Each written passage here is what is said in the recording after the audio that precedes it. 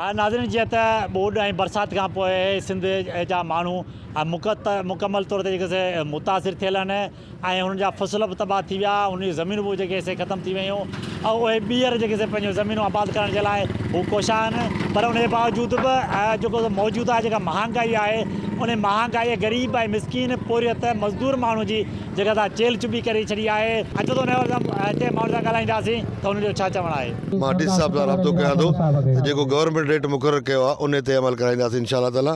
बाक़ी जेका महांगाई जी तव्हां ॻाल्हि था कयो त उहा ओवरऑल वर्ल्ड जा रूस ऐं यूक्रेन जी जंग जे करे तव्हांखे ख़बर आहे त तक़रीबन 80% जेका आहे त फूड जा आइटम जेके आहिनि सो यूक्रेन ऐं रूस जे करे थींदो। इहा महांगाई जे करे तव्हां वठो आहे त बर्तानिया जहिड़ो तरक़ी याफ़्ता मुल्क जा ॿ दफ़ा प्राइम मिनिस्टर चेंज थी चुका आहिनि। इन जे लाइ सोचूं पिया, चेयरमैन साहब बिलावल साहब इन सिलसिले में कल्ह मीटिंग बि कॉल कई।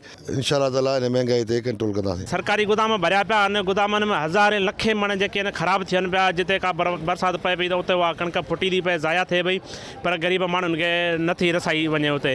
हींअर बि हिते मार्केट में जेको हले पियो, असां पुछा कई आहे त 140 रुपया किलो अटो मिले पियो। जेको सरकारी आहे नुमाइंदा चवनि पिया त 65 रुपये ताईं, पर असां मुहैया करियूं पिया, पर किथे बि 65 रुपया कोन पियो मिले। मुसलसल जेके बरसाति पई आहे हुन ॿोॾि जे सूरत हाल खां पोइ माण्हू जेके आहिनि बदहाल आहिनि, परेशान आहिनि।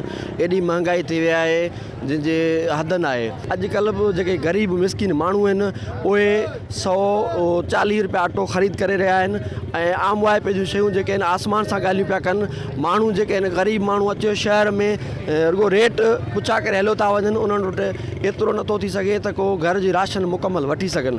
कैमरामैन ज़ुल्फ़िकार अली मुरानी सां गॾु अब्दुल मजीद मुरानी, KTN न्यूज़।